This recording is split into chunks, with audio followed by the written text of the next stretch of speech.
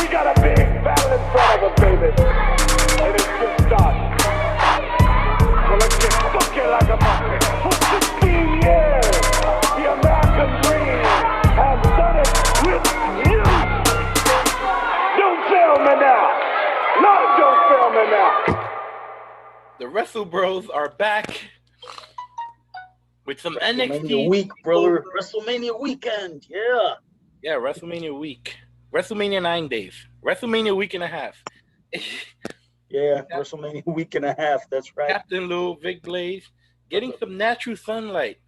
That's right. I never get to do. I'm always in an orange, brownish room. in this orange hue. Yeah, trying to get as much light from as many sources as possible because the light. Rare daytime daytime gift. I gotta say, I'm digging it. Look at this little. You know what I'm saying? Look at that little the way that light. Oh, look at that, man. Look at that, just making the cheekbones look pretty. Look at you. All right, NXT Stand and Deliver. Both nights are in the bag. You know, I thought it was some fun shows. A lot of directions they can go in now. We figured a lot of things out. We told a lot of stories. Some we agree with, some we don't maybe. But I think every match was at least solid. You know, of course you can nitpick and go, okay, we could have went like this. We could have did this like that. I would have preferred this guy because he's my personal favorite. I would have preferred that guy win. Why didn't this guy show up? You know, we'll talk about that. But let's start with NXT Championship match. Finn Balor, Karrion kross, 17-minute showdown, a showcase match, if you will. The best entrances of the night, I think. For me, at least, it felt that way. I don't know. Oh, Karrion kross's entrance is something to behold, man. It really is. Yeah, and he came out with full.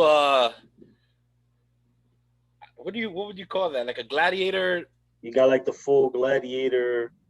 You know, like the little. Wasn't exactly sure about it, but you know, I didn't love works for him. But it works for him, I guess. It looks fine on him, but I usually don't like when people wear that, like little things over their tights. I don't know.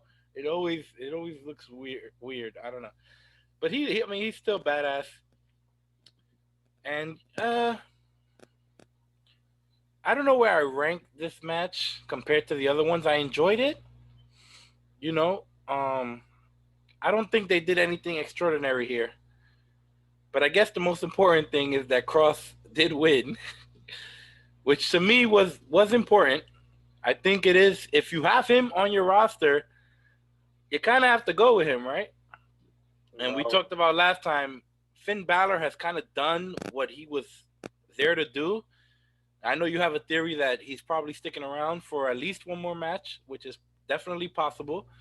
I don't know if I need to see another Finn Balor match. I don't know if I need to see him lose twice. And now once you bring up your point on that, I'll respond. But for what I expected, I didn't have a super high expectation because Kross is not necessarily known for having these killer matches. He's more just its presentation, its character, it's how much of a badass can we continue to make Karrion kross look like, and can we make him almost like a Randy Orton type? You know, this is the perfect specimen for wrestling. You know, he's a complete badass. Just treat him like it, right? So they did treat him like a complete badass. He looked like a badass, and I'm cool with the result. Well, listen, I enjoyed the match too. I think if there was any criticism, and it's the same criticism in this match that I would share with the NXT Women's title match. It's the same criticism that I have. I thought that the champions got too much offense in considering the imposing look and size of their opposition.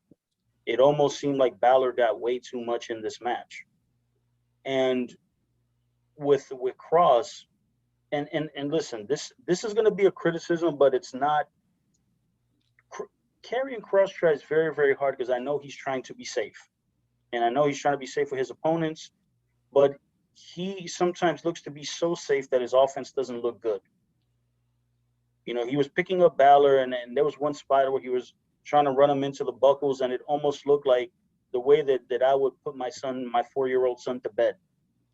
He was so soft and so safe with him, and I was like, no, I'm not saying, you know, to treat him, you know, to not take care of him, but at the same time, you know, Finn Balor is a very experienced wrestler, and he knows how to take the bumps and make them look good while still keeping them safe. And I think that was a bit frustrating to me, because I'm looking at the match and I'm seeing that Balor the whole time is smiling, because the whole storyline is Balor is trying to get Karrion Kross upset so that Karrion Kross can lose his cool and then make mistakes. And that story was told throughout the course of the match, and it was very well done. The thing is that there was never a real moment in the match where it felt like Karrion Kross took control. And if you're Karrion Kross and you're 6'4" and 260 pounds, and you're wrestling against Finn Balor, all due respect, the guy who's 5'10" and 185 pounds, there should be a point in the match where Kross manhandles him, just dominates Balor, and Balor is like, what is going on? There had to be a point in the match where that happened. And it just, like, I'm watching the match, and it never felt like there was a point where Kross took control. And again, to your point, when you're talking about, you know, that Karrion Kross is not about his quote unquote technical in-ring skill, but it's more about presentation. I get that, but at the same time, his presentation is awesome. But guess what? If the bell rings and the match doesn't seem to, you know, it doesn't seem to add up to the presentation, unfortunately, with time, that's going to become more and more see-through. And then Karrion Kross, unfortunately, is not going to have the same effect that he could have if you present the matches in such a way that, yes, you can always present Balor being the more experienced, more quote-unquote intelligent competitor, but at some point Balor has to fight from underneath. And at some point Karrion Kross has to be whooping his ass up and down, just waltzing him across Broadway and just beating the pants out of him for a good amount of time. Because then when Balor makes his comeback, Balor can then make the babyface comeback, and then in the end, Kross puts him down. He does the forearms in the back of the neck, knocks him out. The whole ending sequence, the way that it happened, would be perfectly fine. But the fact is that Balor got he got about 70% of the match on offense. And I'm like, that's not good. The match has to be 50-50 would be ideal, but I think it should have been somewhere closer to 60-40 for Kross. It's just because of the fact that you're putting the title on Kross, you want to make him look dominant. And at the same time, if you want to have a rematch to where Balor can then fight from underneath and then can be able to present the Demon, which I believe that would be a cool presentation matchup, to have Karrion Kross with his presentation against Finn Balor as the Demon. Although and I say this understanding clearly that there is a long bridge to gap in terms of logic, because Finn Balor in this run in NXT has never presented the Demon, and at no point has it ever even been brought up. So there's a long, there's a long bridge to cross through there. So I don't think that would make a lot of sense. But at the end of this match, the one thing that I got out of it was Karrion Kross did not come across as dominant as I think he should. And I think that the way that the match was laid out, it was meant that we're going to get at least one more match with these two guys. Because I think that for some oddball reason, it just, for my flavor, the match was enjoyable. It was fine. It's just a matter that I thought that Balor got too much, and Kross did not come out of this looking as dominant as I would have liked him to. Kross didn't come across. That one was exactly. Kross didn't come across. That's why I had to. Yeah. Kross is a guy we're looking at a potential megastar one day. He definitely is. That work rate will have to match everything else. So in order for him to be a, really, really big star, there are levels to this, and he's there's not there levels. yet. In 2020, in 1980 something, you could have got away with it. They're not letting you get away with it No, now. sir. No, sir. Roman Reigns has to be one of the workers in the locker room for this to work. Drew McIntyre has to keep raising his game and be one of the better workers in the locker room for it to work. It just has to be that way now in the 2020s. That is the expectation. But when you watch the matches, right? You look at, to use Reigns and McIntyre as an example, they delivered. You look at them, even if you've never watched wrestling, you look at them and you're like, yeah, these guys look like stars. But the look isn't enough, right? But I'm just saying, like, if you're not a wrestling fan and you see the two of them and they say, hey, these are the two top wrestling stars in the world, you'd be like, yeah, I can buy that. I can buy that with Cross too. But here's the difference. I could buy that with Cross as well. The difference is that when you watch McIntyre and Reigns wrestle, their matches, their in-ring work. Well, I know that's what I'm saying. Matches the look, and that's why Cross is not there yet. That's exactly what I'm saying. Yes, I know. I'm agreeing with you. I'm not debating your point. So I hope he continues to get better. And if he's not sure of how to have these great matches, just beat the shit out of people. That's when you're a big physical dude that looks like you can kick ass, just kick ass. People love it. Another thing with the Demon, I don't know if I want to see. I'd love to see Cross beat the Demon, but I don't know if I want to see that on NXT. I know we spoke about it yesterday, privately, and when you brought it up, I was like, do I want that? I don't know if I want that. But then when I think about it, I'm like, okay, the Demon, since he made it to the main roster, I think that Demon became something else, right? It became, obviously a larger than life character where maybe they didn't know that's what that was in NXT. So he did lose once in NXT to Joe. You told me, you smartened me up, and then I remembered. Yes, you're right. But the Demon has not lost since he made it to the main roster. No, and it's been presented as that last final gear. It's and no one can beat it. And yes, someone should beat it eventually, and it should be someone special. It should be someone with a similar edge. Like, okay, it's a Demon, so you need kind of a badass, and Cross is that badass. I do see that, but I want that main roster WrestleMania. It needs to be huge, and everyone needs to see it. If you're gonna beat the Demon, it needs to be huge. I don't know if a takeover is enough, and they didn't do it at this takeover. Which is fine. There was no need to. I would send Finn Balor packing now. I would reestablish him. I would reestablish the Demon. I would get that going. I would make him, he's gonna be red hot if he goes back to the main roster. I hope so, because man, he's done tremendous work in NXT. He really has. I mean, he's pretty well treated. I mean, they put the belt on him. He just happened to get injured. So I think they do have some respect for him. I think they admire how cool he is, and he has the coolest intangibles almost, right? He has a cool physique, he has a cool look and cool gear, and even the lettering on his font, the designs of his t-shirts, it's like all the coolest stuff. So I think I think they know that he's a really cool character. Oh yeah. I think it works very well in NXT. My concern would be is that how well would that translate to Raw and SmackDown, to where it has nothing to do with work rate or how, it's a matter of who do you put him across the ring from? Because again, Balor can't work by himself. He needs somebody to work with. It takes two to tango. And in this particular case, my concern is in NXT, everything that Balor does fits very well into the fabric of the NXT system. And I'm trying, my concern would be is I want that to be able to translate perfectly to the main roster programming, without there having to be too many alterations to the gimmick. In my opinion, this is just my opinion. If Finn Balor does not get over on the main roster, it is solely on the booking.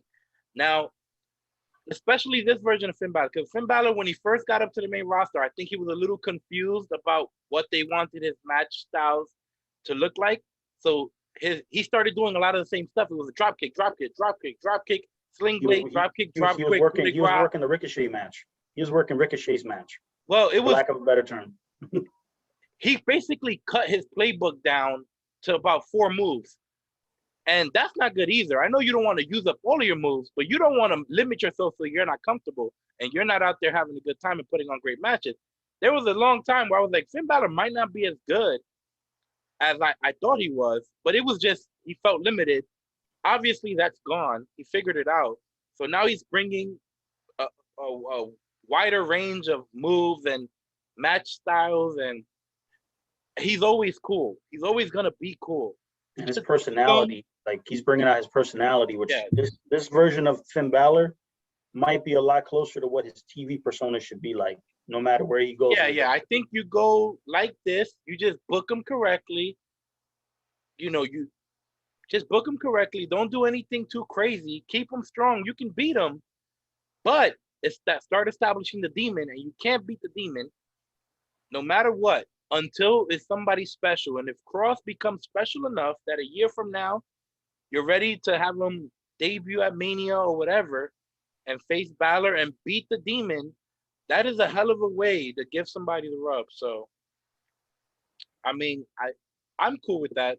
Let's see if that happens. It's a long road. Well, let's put it like this. Right now, just congratulations to Karrion kross. My hope is that they do the right with him on NXT, because he is a star in the making. And my only critique to him would be be safe with your opponents, but at the same time understand is that, you're 6'4", 265 pounds. You're supposed to be a badass, and you should be hurting people in the ring. In story, beating people up. Don't be so safe that your offense looks bad in the process.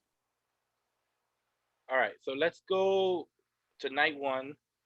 What I liked about night one, right off the bat, which I had a feeling they were going to do, and in my opinion, they did it. You had Pete Dunne and Kushida, which was the technical match. A lot of submission based, a lot of reversals, things like that, bone breaking, joint manipulation. Then you had the multi-man eliminator match, which I don't know what you consider that. It was to me the disappointing match. No, I'm kidding. Oh, the meat chopping match. You had Walter and Ciampa, which to me was like the story driven body part. Work the hold, brother. That's your storyline wrestling match. Yeah. Then you had the tag match, which was the high flying match, and then you had the Raquel Gonzalez, Io Shirai, big and little, big man, little man match. Styles match. So that was nice, right? To have all that diversity. Yeah, of course. So I thought that was cool. And when you're out there and everyone's trying to steal the show, I think it's good to have the matches feel different. So let's go to Pete Dunne and Kushida. I mean, this was exactly what I thought it would be. Two super technical guys being super technical. I'm still not loving Kushida's character. I know they try to give him an edge for like 2 weeks, and I don't know if anything went with that. I know he's Japanese, but maybe you're right. Let him encounter that Chinese stable and maybe change him, just at least for the change. An excuse to change. Listen, all I know is that I know that Boa is part of that group. And yes, Boa is much taller than Kushida. And this might be Boa's chance to get on TV and to get some shine. But at the same time, Boa has never been presented as anything on WWE TV prior to this. And even now, with all due respect, Boa is getting punked around by, women that are 1.5 feet shorter and 100 pounds smaller than he is. So, and ain't it funny how the magic worked on Xia Li but didn't work on him? Yeah, I mean, with Kushida, he has a lot more credibility to him, and if he was to join that group, then you can put.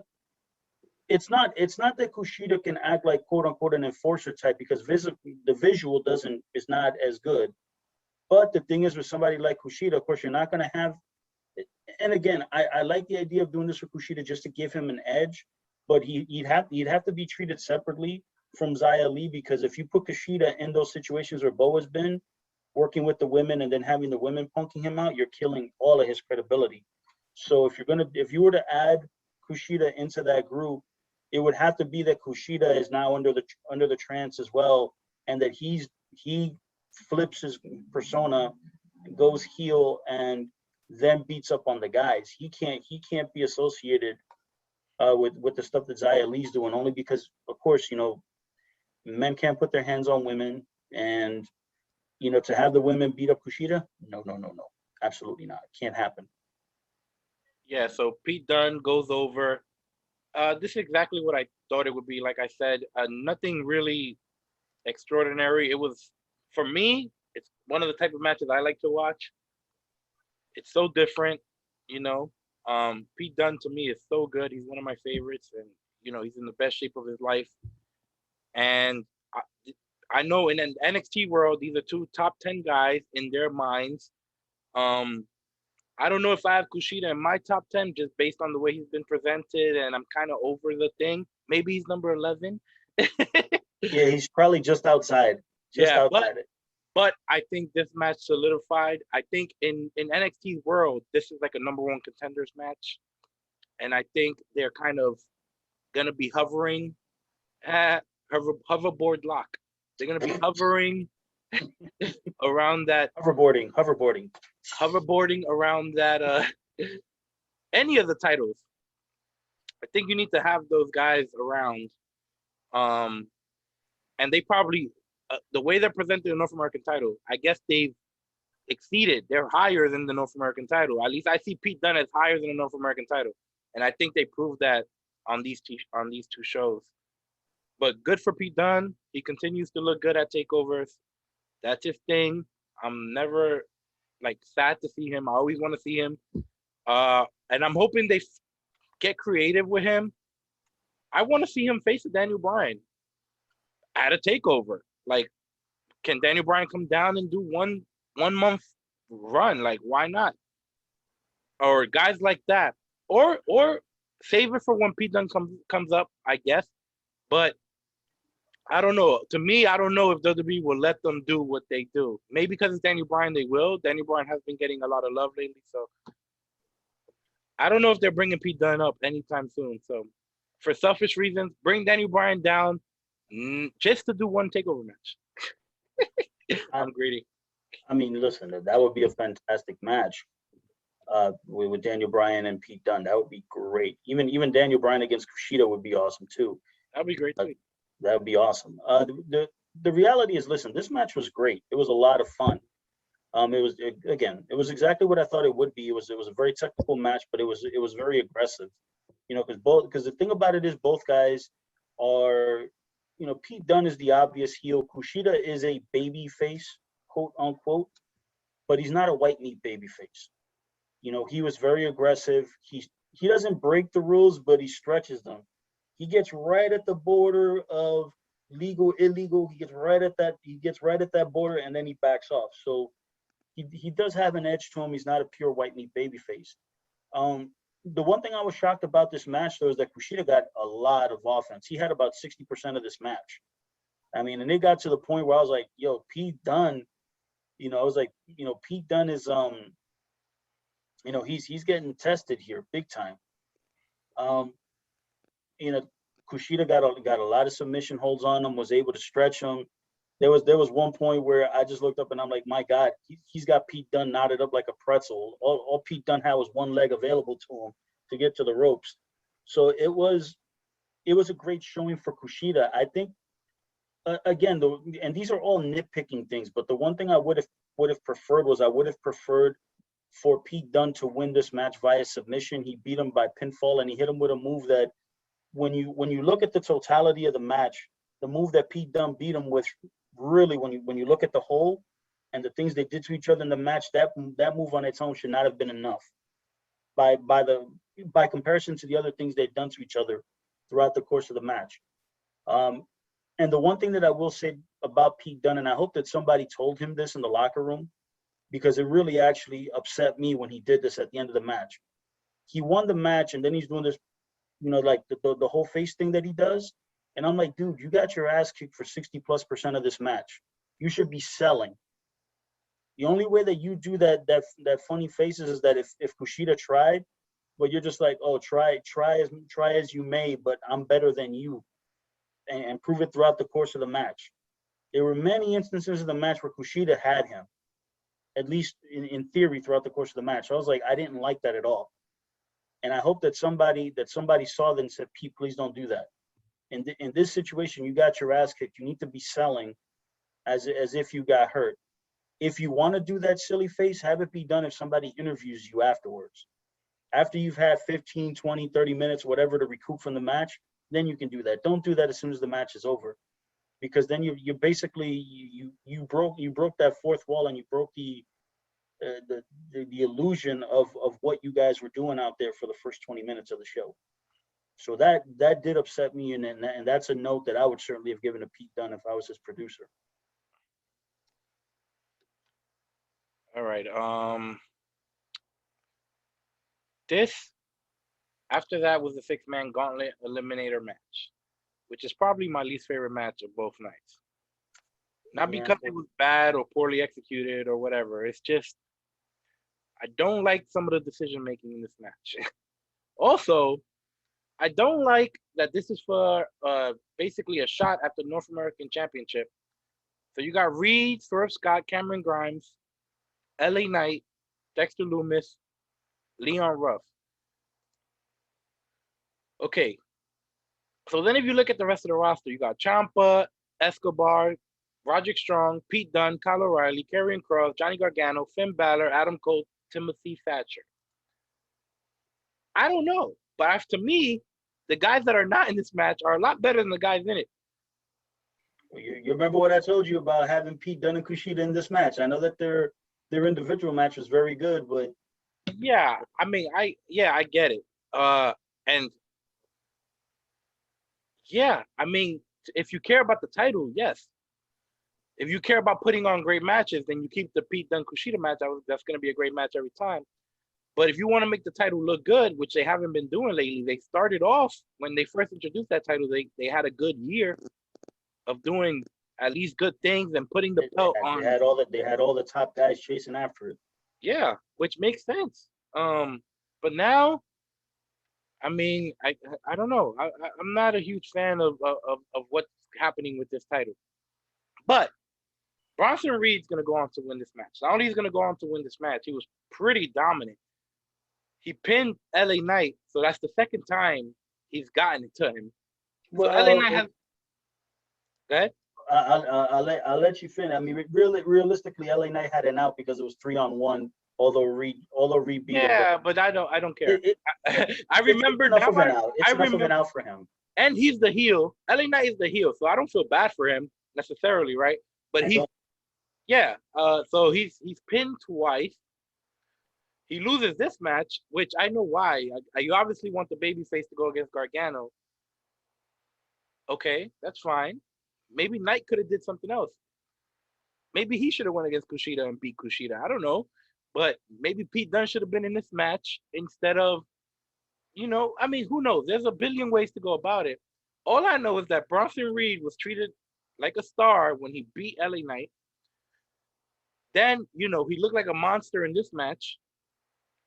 He looked like we'll get to his match with Gargano later. But we can bunch all that in because that's exactly where I'm going.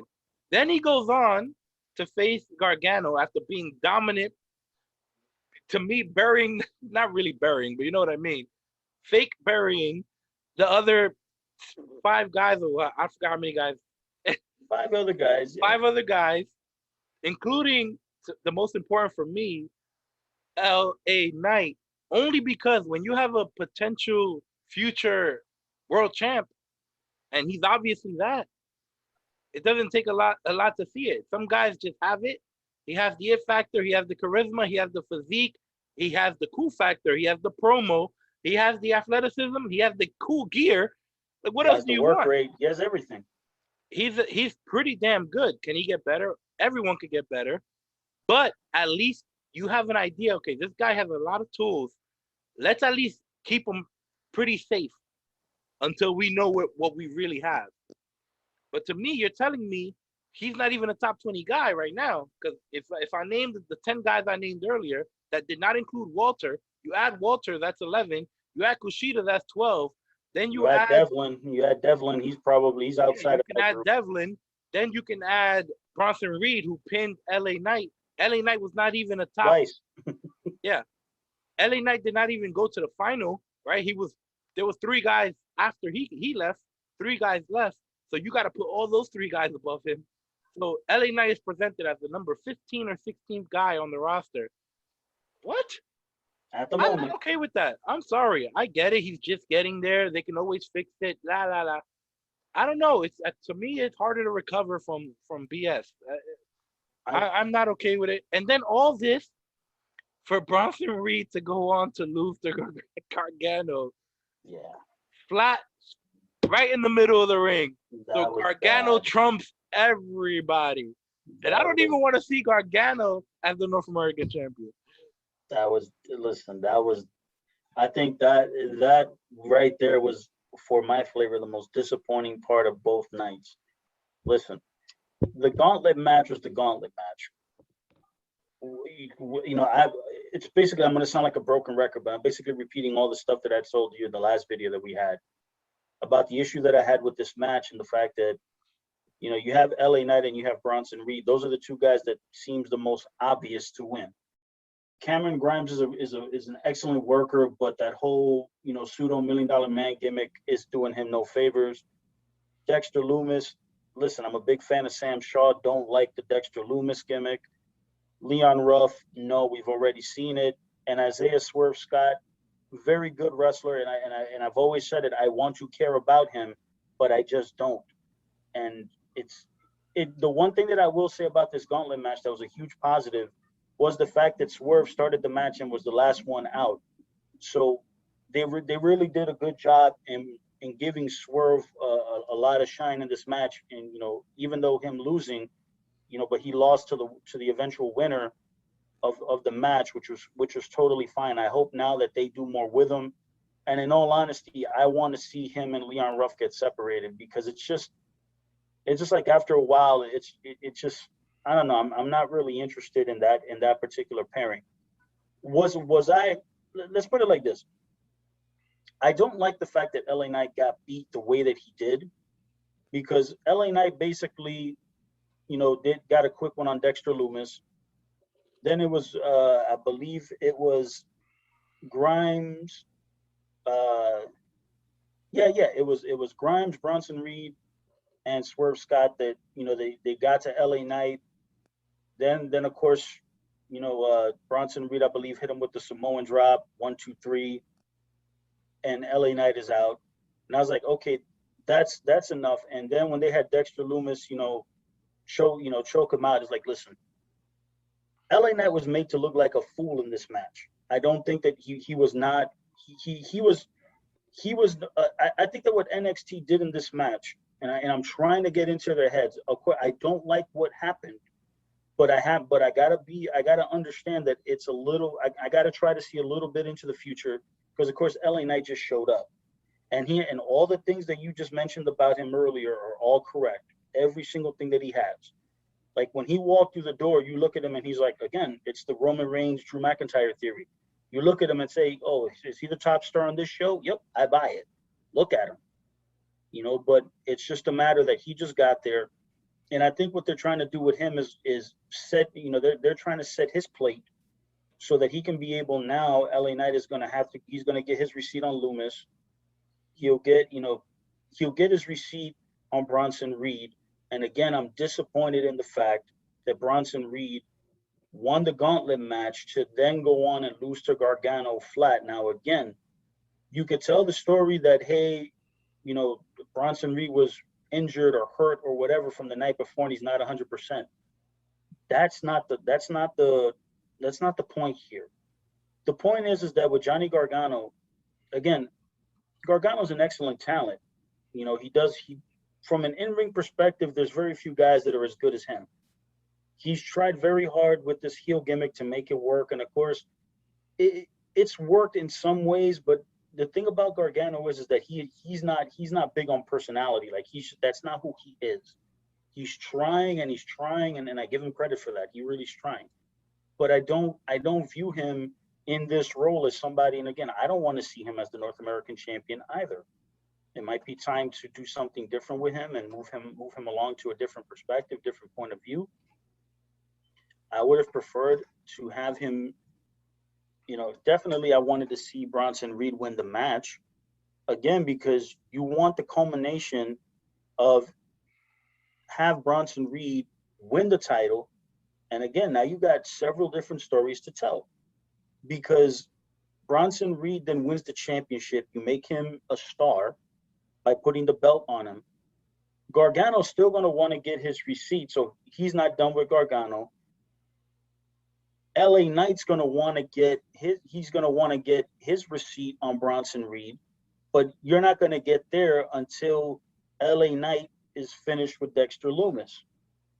So now you have a four-way story going on with four different competitors, and then Swerve Scott can lay claim to say, hey, I came, within an eyelash of beating you, blah, blah, blah. He's number 5. Like you can put all the different components in there based on Bronson Reed winning the title. The fact that Gargano won the belt, it just feels like, okay, where do we go now with Bronson Reed? Where do we go now? And sometimes you can say that, sometimes putting more obstacles is the right thing to do. In this particular case, I think that the big man needed to win, because for my flavor, there are a lot more stories to be told with Bronson Reed as the North American champion, where he can then become the guy that can work against many different people, because now you have a revolving window of potential challengers, including all the guys that I just mentioned. And then from there can be more people that NXT can put on him, because with a guy like Bronson Reed being as big and as strong as he is, there could be more of a bevy of challengers, and you can put quote unquote tomato cans in front of him. Guys who might have TV time, but you're not really believing that can beat Bronson Reed, and then establish him as the champion to then lose it to LA Knight later on down the road. But to have Gargano beat him and to beat him flat, and Austin Theory's interference was minimal and it had nothing to do with the finish. You beat Bronson Reed flat, and it was bad. I didn't like it. It's just again, Gargano. Listen, Gargano's a great wrestler and he's been a good North American champion, but where do we go from here? Like, seriously, where do we go? That was a mistake, I think, on NXT's part. All right, we had Walter versus Ciampa. I think people were expecting a different kind of match here, and I don't think this is the best match that they can have. However, this to me was the most interesting story. I did not see them going in this direction. I thought the story they told was beautifully told. I thought it made a lot of sense, and everything was built around the story. Ciampa's gonna get to Walter's hand as quick as possible. So the story is, if Ciampa lands a chop, this match is over. Walter lands a chop. Walter lands a chop. If Walter lands a chop, this match is over. That's the story. Now I wish they would have established, some Walter wins on NXT television via one chop, like one right hand chop, boom, and victory, and maybe do it for 3 straight weeks. So now when this story, and even the commentators did, I think Barrett mentioned it, if he lands a right hand, this match is over. So that's the story. I thought it was beautifully done, very, very interesting. I was watching it like if I was reading an interesting book or whatever. I was into it, and I was paying close attention to the details. And I'm actually really, really proud of Ciampa, because I don't think he gets enough credit. I think all the credit goes to Gargano when they had their matches. Ciampa's a good-ass worker too, man. I think he's a smart dude. And I think this was a smart match. It's not what you expected. I think that's a good thing. I think they will fight again someday. And when they do, you'll get the bloodbath, with their chests all bruised up and whatever. But this was interesting. I did not see it coming. And I think I enjoyed it because of it. In a different way. I wasn't out of my seat like, oh. But I was really, really into it. I was really, really laser focused, paying attention to this match, and that's good too. So of course, Walter does not land the right hand. All match, he's gonna hit the table with the right hand. The table's gonna break. He starts selling that hand for the rest of the match. What I really liked was a small detail in this match. He doesn't throw a lot of chops in this match at all. Towards the end of the match, he starts throwing chops with his left hand, and they are garbage. Ciampa's hitting him with the right, boom, and then you get a dud. Left hand, horrible chop, weak. I'm like, ugh. Then, of course, it's going to build to the end where Walter says, screw it. I'm going to hurt myself in the process. Uncorks the chop. Bam! He gives him a big right-hand chop. Bang! For the win. It's a beautiful story. I like that story. To me, I agree. I just think that when I walked out of this match, I felt like it was a 40-minute match that got cut down to 20. Like that's what it felt like. Meaning, when you go into and you see a Walter match, you're expecting that Walter is going to have the advantage, especially considering, and listen, thank you, Tommaso, for shaving your head. You look great with the bald head and the beard. But Tommaso Ciampa, got to give the man props. That dude is in ridiculously good shape. Hey, that man is chiseled out of granite. That guy, there's not an ounce of fat on that guy. Yeah, go even his beard has muscles. There's an Instagram account called Cement Factory, I believe, and it's this trainer. I think I told you before. He has Ciampa, Drake Maverick. I don't know if you've seen pictures of him recently. He is jacked. Oh, man. Like jacked. Like I don't even know how it's possible for somebody so small to get jacked. Moose, EC3, Paulo. Yep, I saw that. All the most jacked dudes in wrestling today are all going to the same place. You know, they're all on the same nutrition plan. They're all laser focused, working out every morning together. It's crazy. No, they look outstanding, but Ciampa just is ridiculously in good shape. And yes, they did tell the story with Walter and the hand, and obviously the whole story is that the announcers are doing a fantastic job of they keep telling us that, hey, Walter's chop is the most it's the most devastating weapon in his arsenal. If he hits you with the chop, and I think Walter may have gotten at least one in on Ciampa, before, but you could tell that he's selling the hand. And as I'm watching the match, I keep watching it, and I'm like, okay, Ciampa's in complete control for the most part. He got about 70% of the match, and I just kept looking up, and I'm like, all right. When is Walter going to get in control? Because again, the one thing about this match is that when you take a look at Walter, the best way for me to describe Walter is that if a grizzly bear was a professional wrestler, that's your guy. It's Walter. Walter is giving me vibes of Andre the Giant in 1970.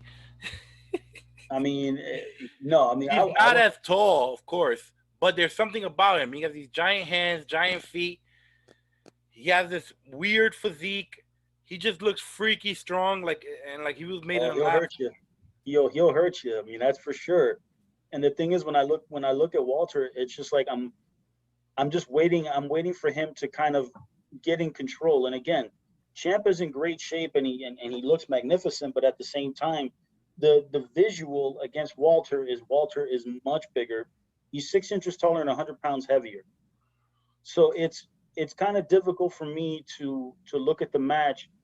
I can understand that if Ciampa takes control early, because Ciampa understands that he's going after the hand. And I know that Walter was trying to throw chops and try to utilize the right hand. And I think when he, like, as you said, when he ran his hand through the table, it was a great spot by WWE, the way that they showed that little sign, that wooden sign thing that was cracked, perfectly split in the middle, but it was a great visual. I laughed because I was like, this is completely gimmick, but man, what a great visual. And, when Walter was selling the hand, it got to the point where I was like, all right, there's no interference from Imperium. And Walter, as I said in the last video that Ciampa would make him vulnerable.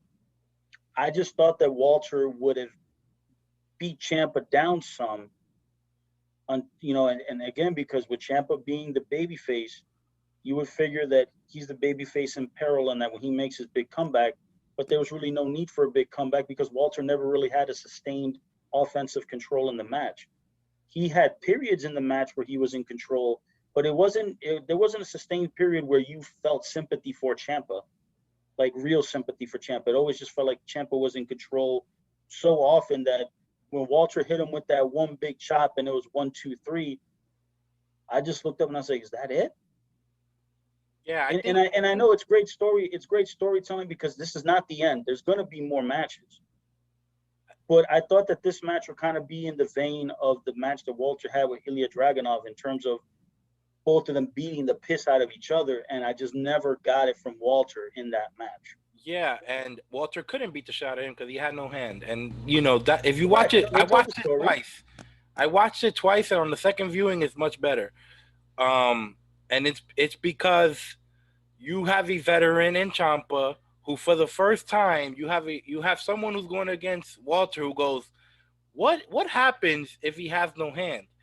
And Walter did a great job of struggling without his hand. He struggled to do chokes. He struggled to do slams. Yep.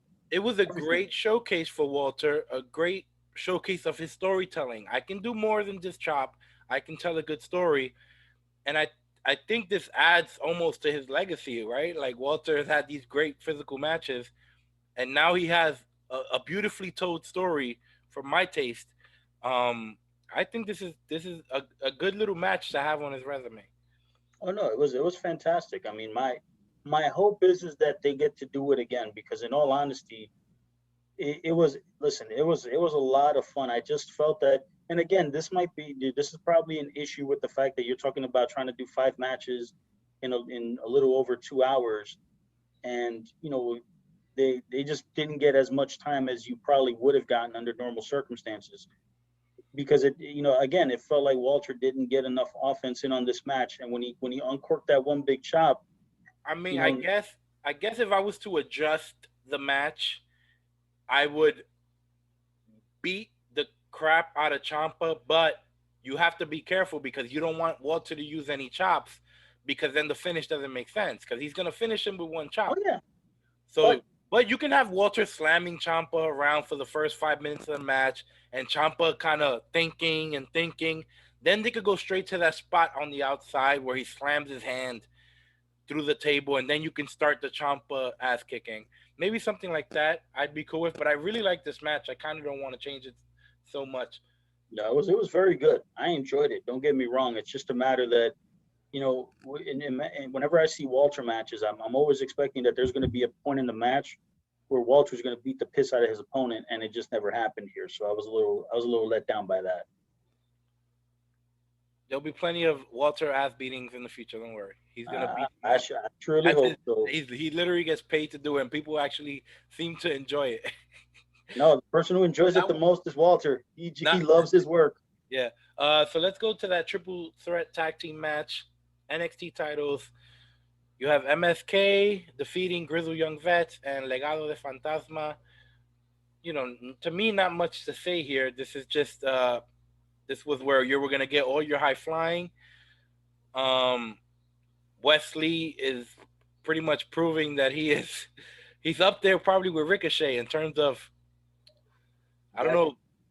gymnastic ability. I don't want to say just athleticism because athleticism is more than just being able to flip, right? And we don't know how fast some of these people are, how strong they really are. I'm sure there's some great athletes we don't know about. But in terms of just being able to do any crazy flip in the world, he's right up there with Ricochet, and he went crazy in this match. I think that Raul Mendoza looked really good too. I think this was his best showing. He kind of caught me by surprise with a couple of spots. I was like, oh, okay. Like, he looked really, really good. So I was happy to see that. This was just, a fun match. I know you wanted these guys to win. Those are the young veterans, yep.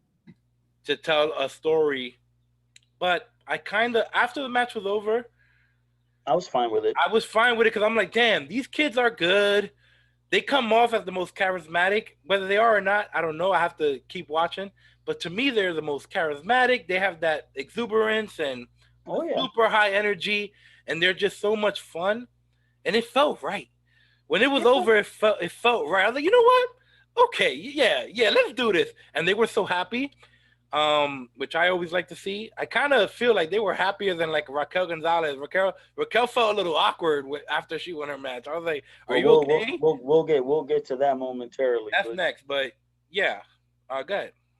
No, I mean, listen, this match was exactly what I thought it was going to be. I mean, listen, all three teams are very good for very different reasons. You know, MSK again. Despite the fact that I'm not a fan of the quote unquote indie high flying, you know, crazy spot style, they're very good at what they do. I think that Wes Lee is going to actually be one of the bright young stars in the WWE in the future. And in all honesty, I think that this MSK thing is not going to be long term. I got a feeling that this kid's going to be a top single star in WWE, you know, in the next few years. He's got a tremendous look. He's, you know, very athletic, good-looking cat. You know, he sells well when he's on offense. He has a lot of fire. He does a lot of stuff really, really good. You know, Nash Carter, again, good athlete, but you know his look is gonna really not be in his favor. And when you compare the personalities, Wesley's personality jumps out a hell of a lot more. You know, right off the screen. Grizzled young veterans are the grizzled young veterans. You know, they're going in there. And they're the ground and pound guys. They're the guys that listen. Can they do the high flying stuff when they need to? Yes, but it's not their presentation. And when you look at Legado del Fantasma, they're kind of a hybrid of those two teams.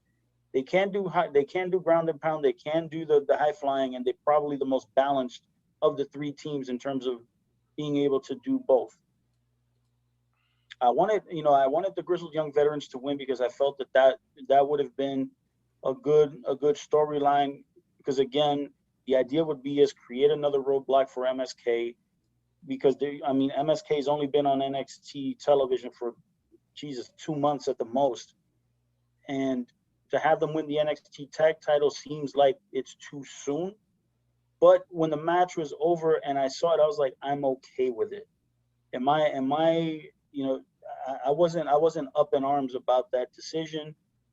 You know, it's fine. When they did the interview segment the following night, you know, where they kind of had the post-match interview the following night, and I saw it, I was like, you know what, it makes sense that they're the champions. They were funny, they were, you know, they had personality, they were funny, and I was like, all right, this is fine. I'm not going to get too hot about it. But I think that ultimately, at some point, it would be nice to see, you know, either the grizzled young veterans or Legado del Fantasma win the titles. I thought that all three teams had a very good showing, and I think that in all honesty, all three teams deserve to get a run with those tag team titles. But congratulations to MSK. Good job. Looking forward to seeing what they do moving forward. So yeah, main event, Raquel Gonzalez defeating Io Shirai for the women's championship. I mean, again, this is the result I wanted. This is exactly what I wanted to see. I thought Raquel looked good. She did her job. We went with the big man, little man, even though they're women storyline. You had Io get her shit in, jumping off the skull. If you notice in this match, they fought on the outside for a long time. Referee can't get to 10 apparently. Yeah, I mean, I don't like to abuse that rule, but I think you can always go to the ref does not want this match to end like this.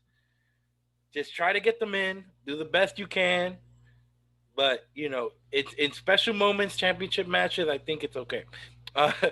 So, you know, I thought it was fine. I mean, I think they should do a better job of there has to be a happy medium, right? Like, there has to be a way where you could do that, but kind of play it off. Like, where the ref, maybe he's counting, he's like, and he shows, like, damn it, what's wrong with these people? and then just like screw it. Like I'm gonna they get to 7 or 8, and then they realize they're not coming back, and they run out to the ring, and they run outside the ring and tell them, get back in the ring. Like I'm gonna count you out. Like you're forcing my hand. Like maybe there's we got to find the some of the best refs in the business to pull this off, because but I think it can be done. It's all about finding a happy medium, right? I think so. I think you can there's a way to do it. You get the right people involved, the right ref. I think you can pull it off nicely. But either way, it was to build to that big spot, and Io, obviously looks great jumping off of everything. Like, she's just so good. So WWE had about like 35 different camera angles from the one where the camera's behind Io and she jumps. I was like, I don't know if I'd be that brave, because that looked like it's a long way down. No, it looks like a long way better when you're on the bottom looking up. Yeah, it looks like a long way down. I have no interest in doing it, so I'm good. But I mean, I thought the girls delivered. I thought I was invested in this match because I'm invested in Raquel, because I wanted to see her win this match. And I think that has become a little bit of a problem. I've kind of lost some love for a lot of the characters because not a lot happens. And even when I do get some investment, like what's this dude's name? The former NFL player? That why did I forget his name? That fought Adam Cole? Oh, McAfee. Oh, McAfee. McAfee gained my interest, and that's it. He just disappeared. So, I think when someone gains the attention of the audience, I think you have to go with that and take advantage. Raquel is a good example. She did the work. She got better. She got people's attention. Put the belt on her. Nicely done. I mean, listen, I was very much invested in this match too. I mean, I know that when that match came on, I was literally on my feet for the whole match. And I'm literally I'm verbally cheering for Raquel Gonzalez. The one thing that, again, my one criticism of this match, again, I said it earlier, is the same criticism I had of the Karrion Kross Finn Balor match. Champion got too much. Champion got way too much. Meaning, again, Raquel Gonzalez is 6 feet tall, and listen, nobody's going to convince me that she's under 200 pounds. No one's going to convince me of that. And Io Shirai is 5 foot nothing, and she probably weighs, I don't know, 115, 120 pounds. And I might be stretching there too. You have this match, and yes, listen, we all know Io Shirai she's a fantastic, fantastic talent. And I know that she's got light years more experience than Raquel Gonzalez does. It felt like this match was a lot of Raquel Gonzalez acting as the base for all of Io's high-flying moves, because Raquel can take them, she can catch her. If she needs to catch her and do the big man power spot, she could do that. But it just felt like as this match progressed, I just kept thinking to myself, I'm like, when is Raquel going to get when is Io Shirai going to really be vulnerable here? When is Raquel Gonzalez going to beat Io's ass and have Io, again, you could tell this match to where Io in the beginning with the speed and experience towards Raquel Gonzalez, she's confused. She's like, all right, she gets frustrated. Then you get the heat spot. Io makes a mistake or Raquel grabs her, boom, big man spot, down she goes. Then you start beating her up. 1, 2, kick out. 1, 2, kick out. 1, 2, kick out. Io, no matter what Raquel does, minus her one-arm powerbomb, that's the only thing she doesn't do because that's her finish. Everything else that she does, body slams, fall-away slams, suplexes, whatever, everything she does to Io Shirai, 1, 2, kick out. Then Raquel makes a mistake. And then Io gets to do all of the stuff that she did. All the high-flying stuff, take the match out to the floor. Raquel Gonzalez is tired, she's beat up. Then Io jumps from the top, from the skull, jumps on top of her, gets her in the ring, hits her with the moonsault, 1, 2, kick out. Perfect. And then Io's like, that's my best shot. What do I do? Go up and do it again. This time you miss. Raquel grabs you. Bam! That one-arm powerbomb. Goodbye. Done. New champion. this match just felt like all of those things that I just laid out didn't happen except for the end. Raquel did not get enough, and I get it. You're trying to present Raquel Gonzalez in the best way possible, and it's basically exploit her pluses and minimize the weaknesses. But what ends up happening in a match like this is, unfortunately, you actually do more to expose Raquel Gonzalez in terms of her lack of experience. Because again, it's Io Shirai. If you look at them visually, there should be everything that Io Shirai does to Raquel Gonzalez has to be done based on Io using Raquel's strength against her, being able to be faster than her, and to outsmart her throughout the point of the match. A lot of times it felt like Raquel Gonzalez was being out-wrestled at all times, and there was no point where they ever gave Raquel like a real moment where she can beat Io down. Again, Io's the baby face. You have to have the baby face in peril. You have to have that moment to where the audience, if there is a portion of the audience that is pulling for Io Shirai, that they can see that real sense of danger that Raquel Gonzalez is imposing. But it never really happened. And ultimately, when Raquel won the title, yes, her emotion was, she was elated and exuberant. She's got that big, beautiful smile and all of that. But I didn't believe her as a heel. I believe that Raquel acted as a babyface in that end. And when I walked, I get it. Yeah, I get it. Hold on. I felt awkward either way. I didn't know if she was trying to be a babyface or a heel. I feel like she was trying to force something and it wasn't coming out. But that's the point. The point is that I'm like, listen, make the matches again. The whole point is that if you've been telling this story with Raquel Gonzalez for the last 8 months, that she's been on this upward trajectory and just beating everybody.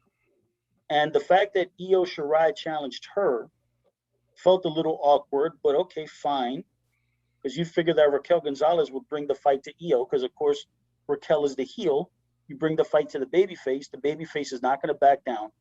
But if you're the babyface and you bow up to the heel, that generally would be ass backwards. But the fact is that Io Shirai is tiny and Raquel Gonzalez is gigantic by comparison. So that was a little ass backwards in the way that story was told. But again, at the end of the match, listen, I was happy. I was elated to see Raquel Gonzalez win, because I wanted her to win. But I just wanted her to win again more dominantly, because at the end of the day, what ends up happening is that this match is not meant to put the belt on Raquel Gonzalez while quote unquote protecting Io Shirai. Io Shirai could have taken an ass whipping in this match and it would have been perfectly fine, because Io could basically say, I didn't understand what I got into, quote unquote, right? She make up some story to that effect. And then in the rematch, when Raquel is the champion and Io is challenging, Io could then have the match where she now understands all of Raquel's power moves and all this other stuff, and then she could be able, you could basically have this match that happened the next time, and then Raquel finds a way to win and retain the title. But it felt like this match should have been more about, you want to highlight and focus Raquel, and Io Shirai doesn't need to be protected, because Io Shirai has a lot of equity in NXT, and there's no need to protect her in this particular instance. So as much as I thought that, yes, they got it right with the winner, I would have preferred, again, that the match would have been laid out a little differently and make Raquel look stronger.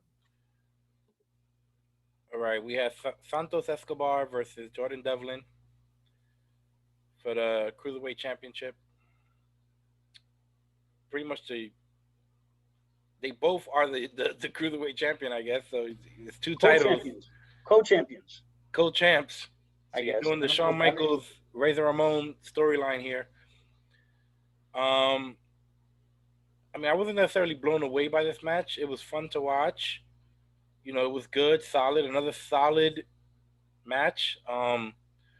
What I did take away from it, though, was that for the first time since I've been watching Santos Escobar on NXT, I felt like, okay, this guy can be a star. I felt that star power, that, that charisma, that, he felt like a big deal during this match. So I know when we previewed we talked about maybe Devlin should win, and not because Escobar, maybe he's too big or whatever. But now, during the match, I'm like, you know what? I kind of want to see him keep the title. And I want him to elevate the title because he felt like the bigger deal. He felt like the biggest star. Especially during his entrance. He had the mask on. He just looked so cool with the mask. I don't know how I feel about it's tricky, right? With wrestling. At the end, he's kind of celebrating with his kid. Now, just because you're a villain, in real life, you could be a bank robber, you could be a murderer. You love your kids, though. Like, there's a good chance that murderer still loves their kid. So it's tricky for television, but it's true. It's like a parent, no matter all the bad, horrible things that they do to everyone else, you know, there's only like 1% that would actually be bad to their kids too. Like, you know, like people love their children. It's always tricky though, because now you run the risk of, damn, do I like this guy? You can always get your heat back. You can always get your heat back. You can always get your heat back. You have to be a good heel to do it. I think he's good enough. I think he speaks good enough. You know, because he talks really good English. He's a tremendous promo. He's a really good promo. So I think letting the fans connect, you know, and these are smart. NXT fans are smart fans, whatever, or diehards or hardcore fans, so they can separate the character from the real person, and you know, at least a lot of them can, and they can go, damn, that's so cool. That moment with his kid, I like him a little more now. I'm still gonna boo him though at the next show. Yeah. You know, so it depends on the show and it depends on the character. But I think with him, I think he can get that heat back, no problem.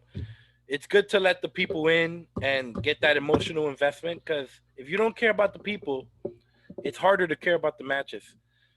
So if you didn't connect with Santos before, maybe you connect with him a little bit better now, because he felt like a bigger star. He had the moment with his son. So now you see he's a real person. He comes back after winning that title, cuts a great promo on NXT television, and it's off to the races. Let's hope for that.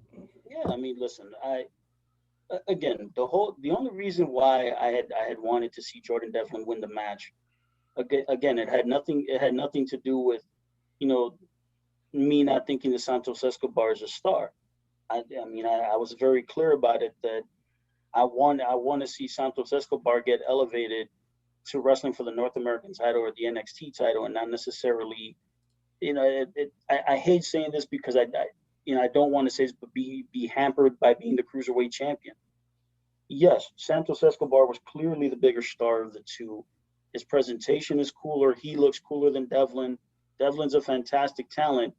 But, you know, when you're looking at star power and who's going to catch your eye immediately, as soon as Escobar comes out in the jacket, you know, or the robe and the mask and all the things he wears, and, you know, and then the cool flashy colors. And if people are fans of Lucha Libre, well, you know, El Fantasma, you know, his father and himself as El Hijo del Fantasma, you know, the gimmick.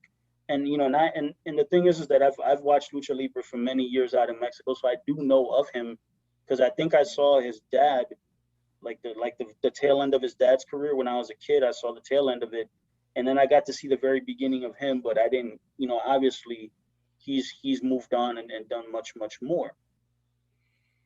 The match in and of itself was, for the most part, I give it about 85%, was actually a lot of fun to watch. They did a very good job of telling their story.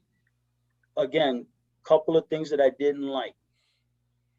When Legado del Fantasma came out and they cut Devlin off, when Devlin looked like he was going to take the titles out, if you're going to have Mendoza and Wilde come out, it has to play to the finish. Because what you want to do is, if you're going to put the title and you're going to have it on Santos Escobar, you got to give Devlin an out. If you're going to say that Legado del Fantasma comes out, they cut him off, and then essentially Santos Escobar scurries them away and says, I got it, go away. They wrestle for another 5 minutes, and then Santos Escobar beats him flat. Not enough of an out for Jordan Devlin. Just for my flavor, if you're going to have Mendoza and Wilde come out, fine. They're heels. That's what they're supposed to do. It plays to the finish. Meaning when they come out, they cut off, they cut off Devlin. Devlin then is able to somehow foil both of them, and then Santos Escobar cuts him off and beats him, and then he grabs the titles. So that means that you incorporate the heels, incorporate his boys. Santos Escobar gets the titles. Devlin has an out.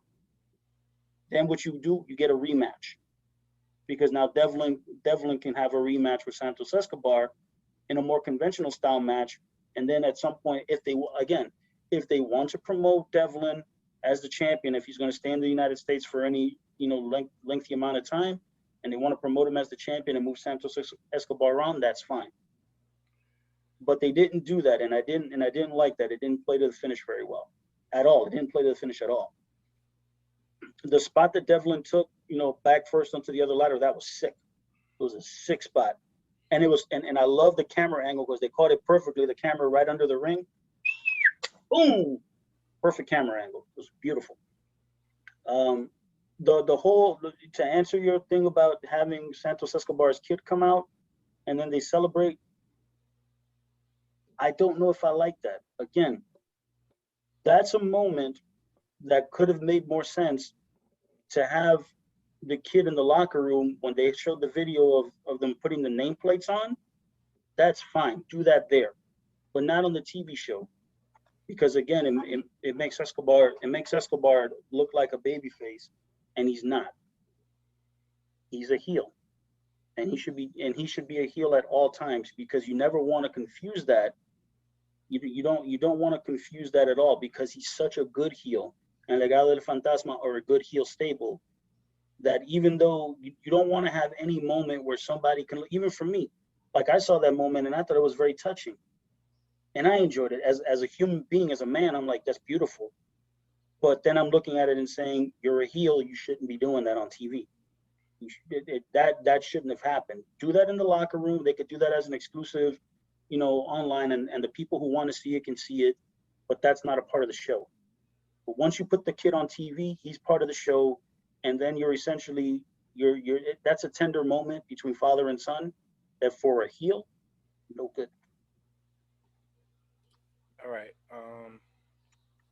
Women's Tag Team Championship match. Don't know if this should have been on the card, brother. Only based on the past where NXT was stingy with getting on on a takeover card. I mean, not much to say here. It's exactly what should have happened. Shotzi and Ember go over. This was a match for the sake of a match. We established these titles. Let's put them on the show. So, whatever. I like the dynamic Shotzi and Ember have. I think they need to keep evolving and looking more like a tag team and working on more moves together. It's nice when you put two random people together, but they figure it out, like the Bar. Remember the Bar when they first started, and then how it kind of kept evolving?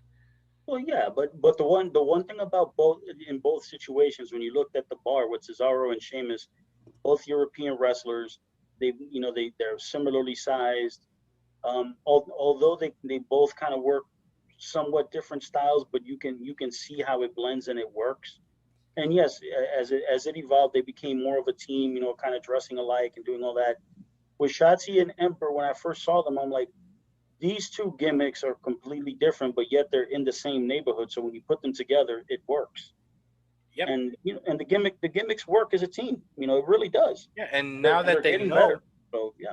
Yeah, now that they know that they are a team, they can make small adjustments to the gimmicks, so they meet in the middle. And I think we keep them together. There's not a lot of tag teams in all of WWE for the women. Keep them together. Keep them together. What's it gonna hurt if they become a great tag team and it takes 3 years, and they become a great tag team and they're 5-time women's tag team champions, whatever, and then you want to break them up, have them feud or not? You know, because they both have strong babyface characteristics. I don't see any of them going heel. Correct. Shotzi probably can develop an edge for sure because she looks like she can be mean if she wants to. Um, Ember, absolutely not. I don't believe it. I don't believe a heel. You're not gonna Got the convince me heelish that she. bone in her body, huh? Yeah, especially with her finish. It's the coolest finish in all of women's wrestling. Like, yeah, sure. I'm not gonna boo her. I'm sorry. Good luck. Well, I will say this match was, listen, it was a fun match. It's not like it was anything, again, nothing out of this world. The only one thing that I will advise is someone needs to tell Shotzi Blackheart, please do not do the suicide dive off the ropes anymore. I was genuinely afraid for her that she knocked herself out or that she broke her neck. And it's not the first time that this has happened. And my recommendation is either, if you can't do it from between the middle and top rope because you keep missing your targets, you overshoot your target. The target should have been Indy Hartwell because Indy Hartwell is so tall. You're not going to hit Candice LeRae because Candice LeRae is so short that for you to do that, you're going to go over the top of her, which is exactly what happened. It's either don't do the move or modify it to where you go between the middle and bottom rope so that you can hit your target more flush, a la Austin Aries. Yes, and a lot of the women do it in the bottom rope, and it looks cool. Yeah, I don't like. It's almost to the point where I hope that somebody talks to Shotzi and tells her, please don't do that anymore. She never hits it. The only person that she hurts is herself. And she is just incredibly blessed and lucky at this point that she has not hurt herself any worse for doing that one move. That one move, yes, it looks cool, but guess what? There's about a dozen other people on the show, men and women, well, not mostly women, but the men who do it. Santos Escobar, who did it in the match previous, don't do it. Don't. You miss your targets and God forbid, I mean, I was genuinely afraid. I thought that you screw that up, you can risk paralysis. You're a young woman. Don't do that. Just don't. Be smart. Don't hurt yourself out there. All right, main event time. Kyle O'Reilly, Adam Cole in an unsanctioned match. Now, this is the match I predicted to be the match of both nights. This match has one of my favorite workers in Adam Cole. These two guys have crazy history, and this match, the expectation for me was through the roof. Now, although this match was really, really good and a lot of good stuff happened, there were about 30 minutes in this match that I was bored watching. I don't know why.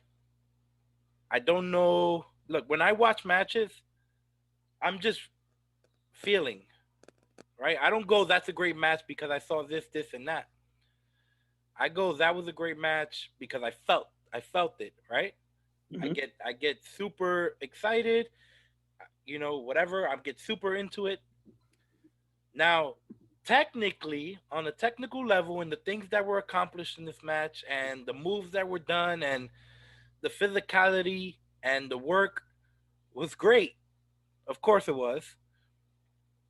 But you're asking me to sit here for 40 minutes, and because you have to go 40, I don't know how they determine time. But if I am them, I go, if I'm Triple H, let's say it's my job to determine time, I'm going to Kyle and Adam. This is the most important match on the card. And I'm going to go, lay out your match. Let's time it out. Let's see how much time you need.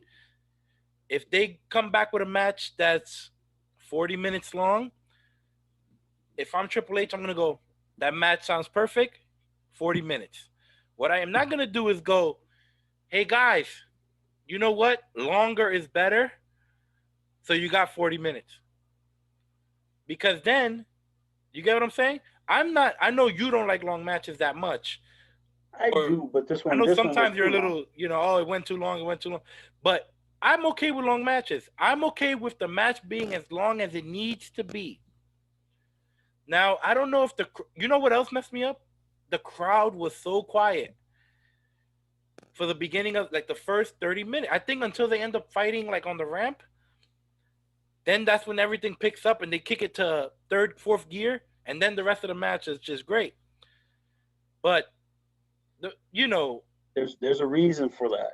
Yeah, but I'm sorry. Whatever the reason is, I've seen other matches on TakeOver with similar stakes where I wasn't bored the entire match.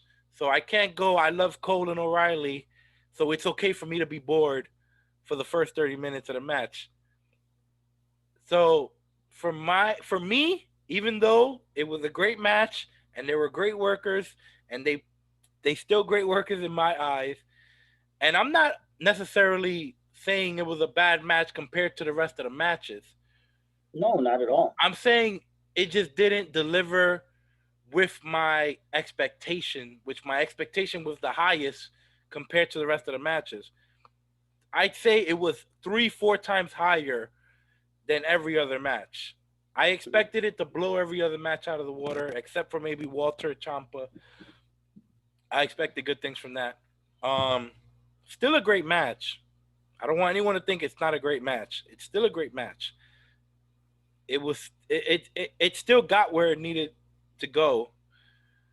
I don't know if I was out of it and the crowd took me out of it because they were kind of quiet, and then my investment kind of depleted. So by the time we got the finish, I was like, so that's just my personal thing. I think with this match, if there's, the biggest criticism that I have of this match is that it went too long. Now, my thing about it is that long. I don't have an issue with long matches. I mean, I've watched plenty of long wrestling matches. It's just what ends up happening is that when you're talking about a grudge, an unsanctioned, anything goes grudge match fight, it shouldn't go that long, only because the things that you do should be so devastating that by the nature of the fact that there are no rules, you can do whatever you want. that psychological thought process should already lead you to this being shorter, not short, but shorter than 40 minutes. The one thing that I kept thinking to myself is, if you're going to give Cole and O'Reilly 40 minutes, and then you give Balor and Karrion kross 17, there's a vast discrepancy there in that thought process. It's either you cut the program 10 minutes shorter, because if you're O'Reilly and Cole, can't you tell the same story in 25 minutes, 30 minutes? Even then, you're already red lighting. Like at 30 minutes, you're red lighting. At that point, you're like bling, bling, bling, bling. Go home, go home, go home. It's too long. It's a street fight. Anything goes. Listen, they're using chains, chairs, Jesus Christ, tables, the lighting rigs. I mean, they used everything except baseball bats, bazookas, and knives. Like, come on, give me a break. It shouldn't go that long. One of the reasons why the fans probably may have lost the crowd live. Look at the way the match started. The match was first of all, and I have to say this with all due respect, the music entrances for both guys sucked. Oh, O'Reilly's bad, right? O'Reilly's ring music sucks. Both of them, they're both the music. I'm not in love with O'Reilly's whatever his gimmick attire was. Didn't like it. And here's the thing with Kyle. When Kyle walked to the ring, he's kind of like trying to bob up and down. He's kind of like trying to do pseudo Undisputed Era. Dude, cut that shit out completely. None of it. You are in a fight and you want to kill Adam Cole. You just walk to the ring stone-faced, looking like if anybody comes within arm's length of you, they're going to get smacked. So and here and again, they put O'Reilly. O'Reilly's in the corner closest to the ramp, and then they have the security guards in between, in the middle. Cole comes out, and his theme song sucks too, but it's a variation of the Undisputed Era theme, but it's still, you know, it's bargain brand. He comes down to the ring, and then he's on the same damn side of the ring that O'Reilly's in. Why didn't Cole just jump in the ring and start the fight? No, Cole walks down the ramp, goes around to his side of the ring, doesn't know when to do the boom thing because the music doesn't have that cue for him. Then he steps into the ring and the security guards are there. I'm like, that was stupid. Just that alone. I was like, you got to think about these things. You have to put O'Reilly on the other side of the ring. So Cole comes into the ring through the, you know, from the ramp side, and you have, you know, and you have the border there. And if there's any person that should be on Adam Cole's side of the ring, it would be William Regal looking at him. You got to get in the ring this way. That's it. No referee, because if I'm the I would punt. What's the referee there to do except count to three, declare the winner? If the referee gets you, pop him too. Right before the match starts. Who cares? I don't need this guy. The beauty of it is that he didn't have the referee stripe shirt. He had all black, which was a nice touch because it's an unsanctioned match. Of basically saying, you're here, but you're not a WWE official in this contest. Mm-hmm. You're just here to declare the winner. But I thought that was stupid. Then they start the match. So they, you know, once they do the ring introductions, which again, why would Alicia Taylor, the ring announcer, step into the ring during that moment? It's a dangerous scene. She shouldn't be in the ring. They should tell her, you got to do it from outside. You can't be in here because it's dangerous. These are all little psychological things. Even God rest his soul, if that was Howard Finkel in that situation, I'd be like, Fink, on the floor. You can't be in here. You got literally like 10 security guys, all 6'3", 250 pounds a pop, to try to keep these guys separate. And I'm gonna have a ring announcer, male or female. It doesn't matter. No, you got to be on the outside of the ring. This is dangerous. Once they do the ring introductions, and again, I don't like the fact that they introduced both guys at 200 pounds. If you're not going to embellish their weight, don't give a weight. I think they are embellishing. But embellish more. You can say 210. Embellish more. Oh, O'Reilly on TV seems bigger than 200. Cole has been introduced at 207 pounds at other times. I'd put Cole, whatever they introduced Brian at, you can do Cole at that weight. Yeah, 210. Do 210. It's not gonna hurt nobody. No, nobody's putting a scale there for you. I think everyone who's not a cruiserweight should be 206 and higher. Thank you. You see the point? Or if not, you'd be wanting to chase the cruiserweight title because it's so important.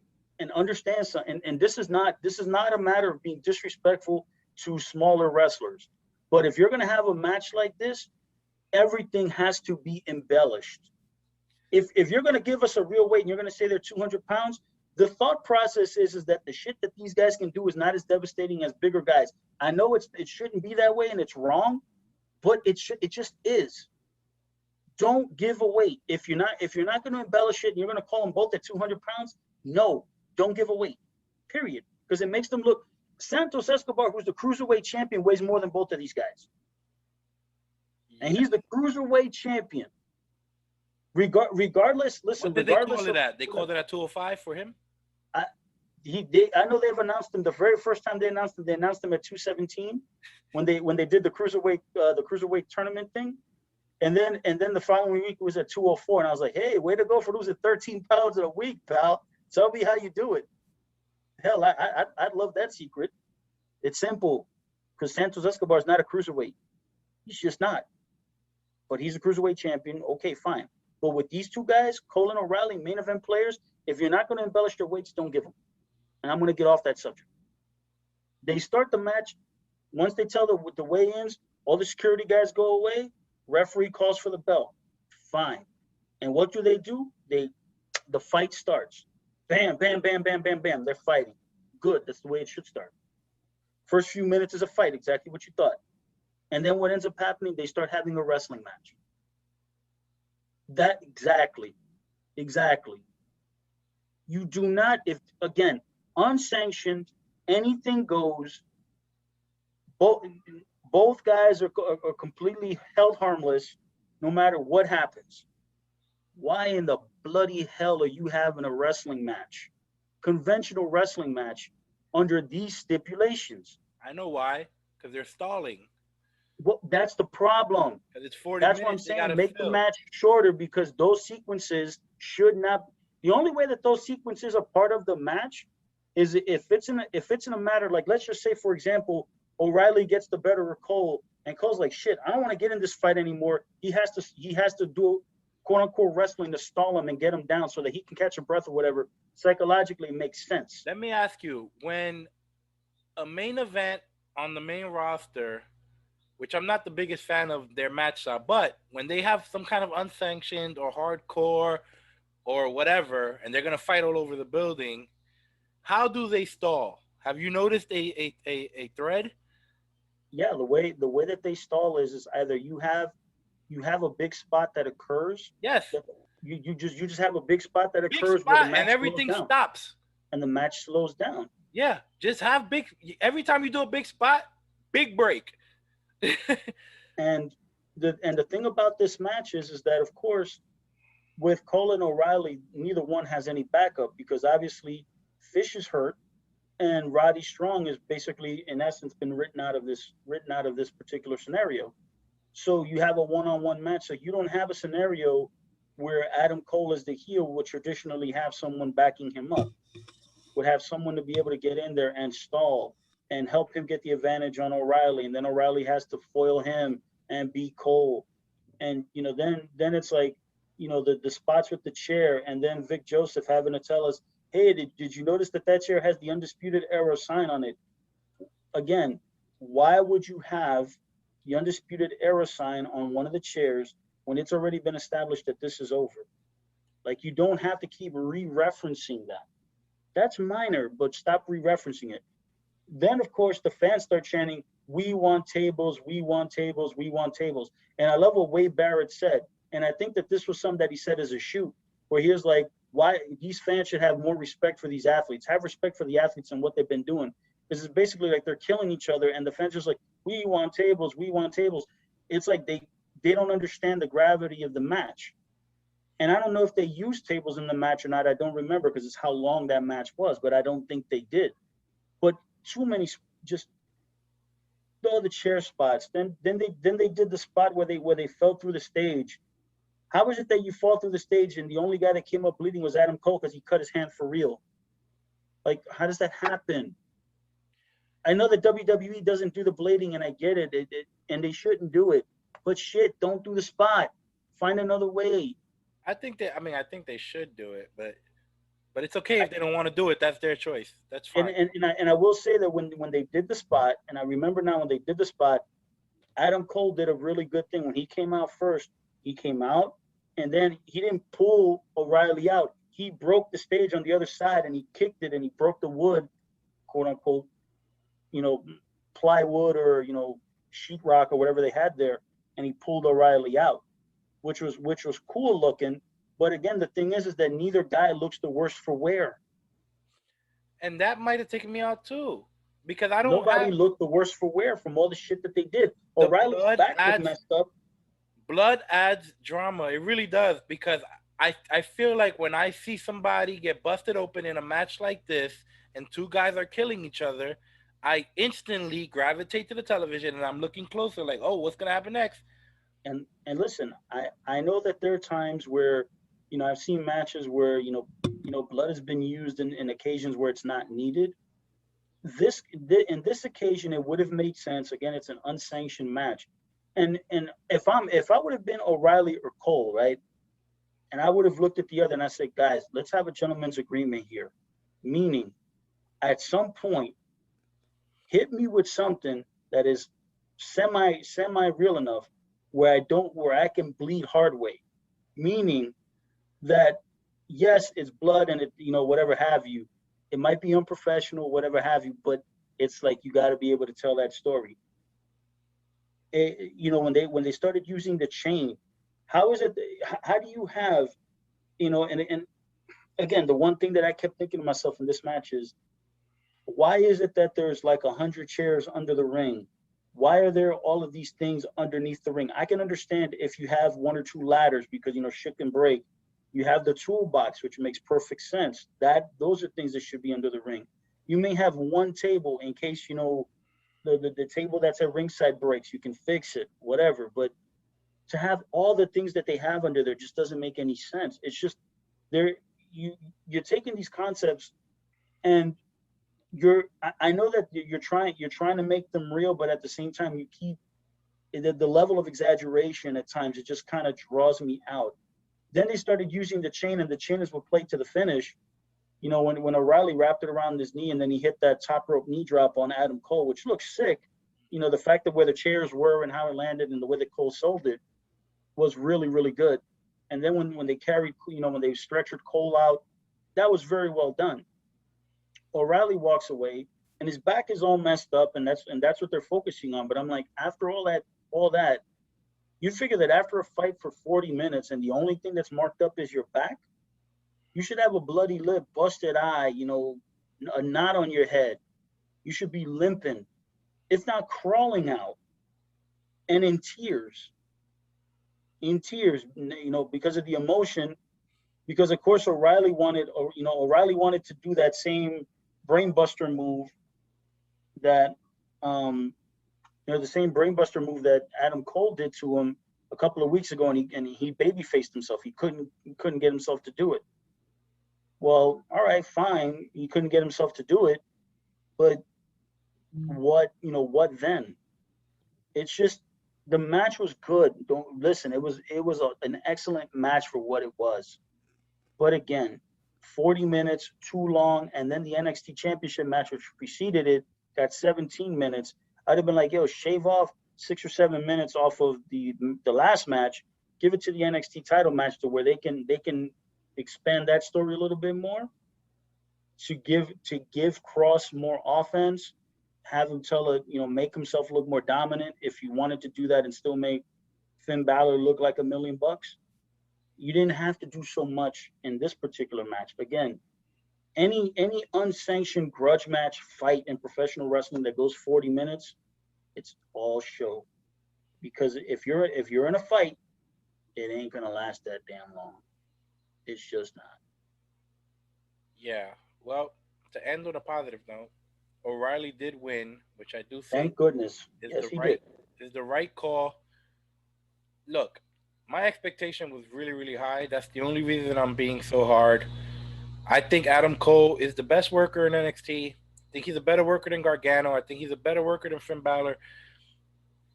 He's better than O'Reilly too, quite frankly. I'm sorry to say that, but he's better than O'Reilly. He's a better worker than O'Reilly.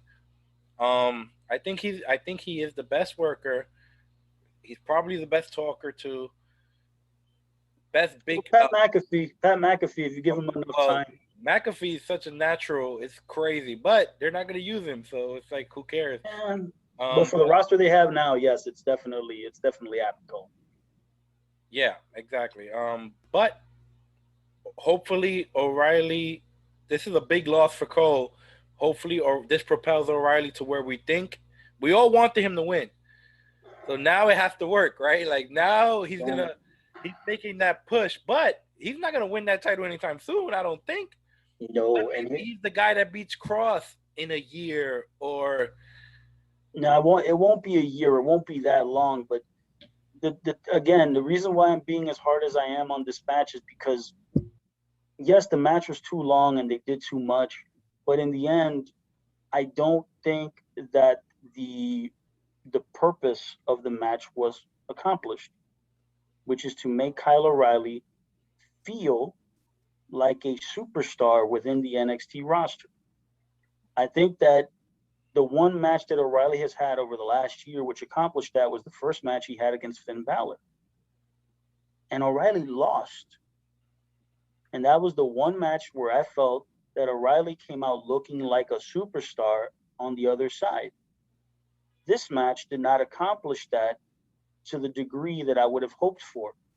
Because when O'Reilly walked out, I wasn't, all I thought was I wanted the show to be over. And I was, I basically wanted them to show Adam Cole. Not good. It's not a good feeling. And I feel bad because, again, I've been raving about O'Reilly, and I still do. I think he's fantastic. It's just I don't think that this match accomplished its end purpose. And that's to make O'Reilly feel like a superstar once you separate him from Adam Cole. And the thing is, I feel like there's still more work to do with O'Reilly. And the hope would have been that at the end of this match, you would have been completed laying down that single star foundation, and then you can just propel him. But it feels like they still have work to do with O'Reilly. And that's not a good thing. At least I don't feel that way. Yeah, something's off, but we'll see what happens next. Anyway, that's it. We're good to go. All right. We'll see you guys on down the road. This is the Wrestlebros. Follow us Twitter, Instagram at the Wrestlebros. TheWrestleBros. For Vic, this is Lou. Deuces.